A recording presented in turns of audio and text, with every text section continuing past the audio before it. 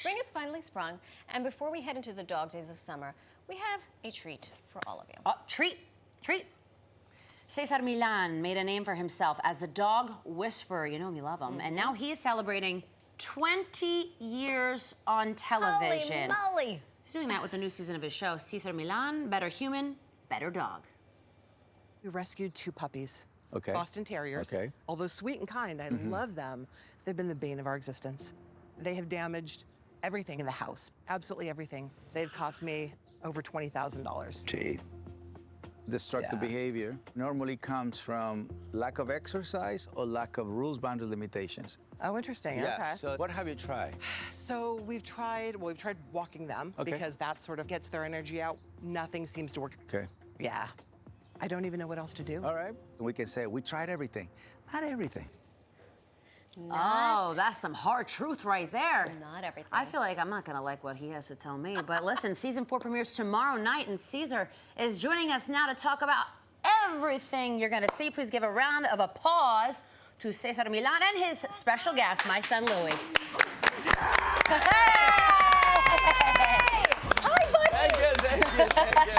This is yours. This belongs to me. Cesar, ¿cómo estás? Muy bien, gracias. So good to Hola. see you. Well, hey, Thank you. congratulations. Oh, well, Wow. thank you. Oh, my ladies. goodness. How are you Come here. feeling this morning? I am digesting the whole thing. Go on. I light up the Empire State yesterday, so We heard. that was an amazing feeling, right? So everything is so fast, and it's you're gonna do this. I don't know what it's all about. Yeah. You know, so yesterday when you see the lights at night, and that's when it hits you.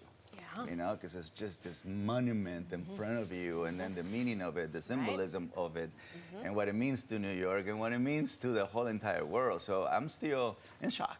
Yeah, that is a big deal. I mean, your whole career is a big deal. 20 years on TV. Consecutive. Wow. Being able to help people, it's a big deal. Well, exactly. Yes. Now, new season of the show, season 4, Yes. Better Human, Better Dog, Better Dog, Better Human.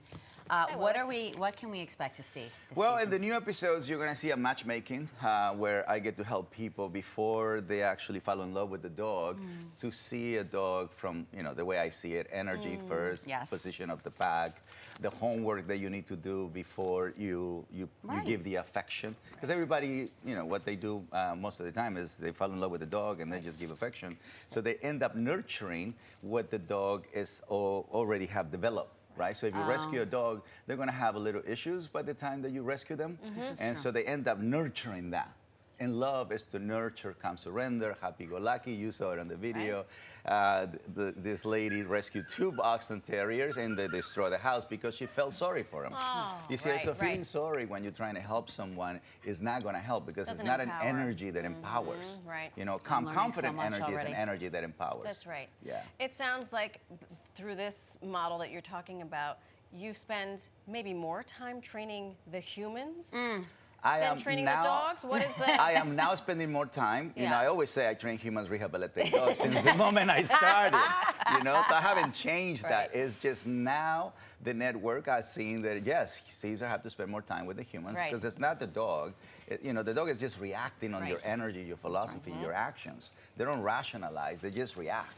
Right? So now, 20 years later, people are open to say, oh, I need to be trained. Right. Because before it was like a bad thing. What do you mean I need to be trained? The dog needs to be trained because that was the philosophy when I started the show. Well, you make a good point. And what's the #1 mistake that you're seeing on the human side of things from the owner's standpoint when it comes to training the pet? Well, that we don't pay attention to our energy. So I always say silence is very important for animals. Calmness, confidence, love, and joy, in that order. So I do follow an order. Right? There's a method to the madness. There is a method to the madness. That's why, when I come into people's home, I assess and evaluate. I see the energy in the house, the energy in the family, and the energy of the dog. The dog is the only one that's honest in the family. So he snitches everything as soon as you walk in. Louis, don't tell him. No secrets. No secrets. It's so interesting because I remember many years ago watching you say, when you come into your home, don't be overjoyed. Oh, yeah. And I just started doing that, and it has changed so much with my Nico. I don't know if you remember Nico. He's a Staffordshire Terrier. Yeah. But I walk in, I ignore him, but in the most respectful way. Yes, you have and to. now I feel like, because I come in and I'm like, I got to get rid of the day. Yeah. And then we see each other, and I'm like, hi, how are you? And he's calm. he's respectful. And I feel like that's something I came to. Yes. But there are so many training myths out there that we would love for you to dispel. Nico is 12 going on 2. Can you teach an old dog new tricks? Yes, actually my career was built on all dogs that were older, right? By the time I came into their home, they were 6 years old, 5 years old. When I got to work with Oprah, her dog was 11 years old. Oh my gosh. You know, so yeah, it really, dogs always want to go back to happiness, health, love, and new memories, right? So they don't fight health. Right. We do. Wow. Yeah. Okay, so don't give up hope on Mr. Nix. No. Another myth. Small dogs don't need training. Why not? Thank you. It's the same programming, right? So a small dog needs to be as respectful as a bigger dog, right? Because a lot of little dogs and dog parks create fights. That's true, right? Because they get spoiled, or they get, oh, he's just a little dog, or they just create a lot of excuses for the little dog.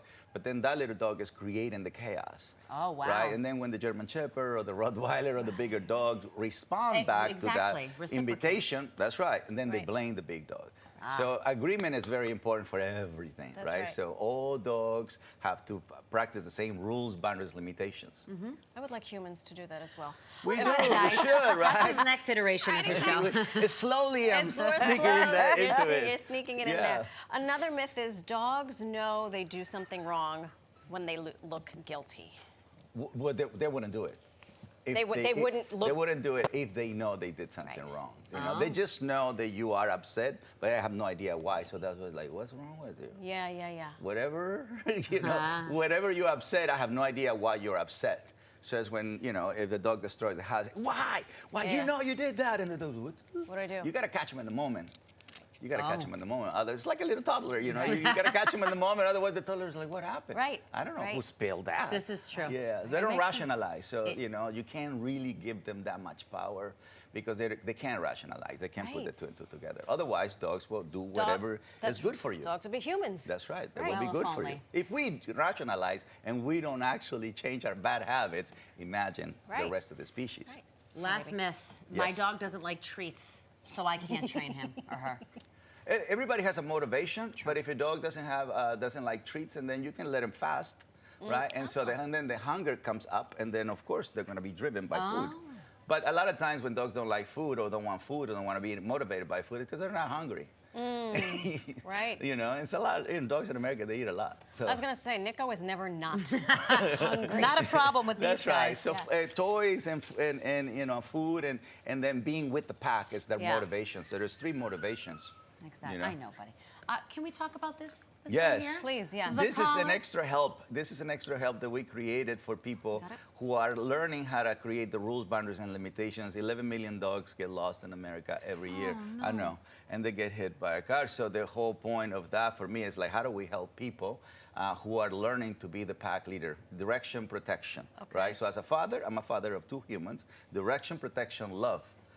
Pet parents like to give love, no direction, protection. So the dog doesn't have a sense of direction.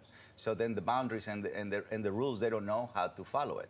So in the meantime, while people are learning to be good pack leaders, we created this tool that allows people, you know, to maintain the rules, boundaries, and limitations. So it's an extra help. Is this for the human or for the puppy? It is for the human peace of mind.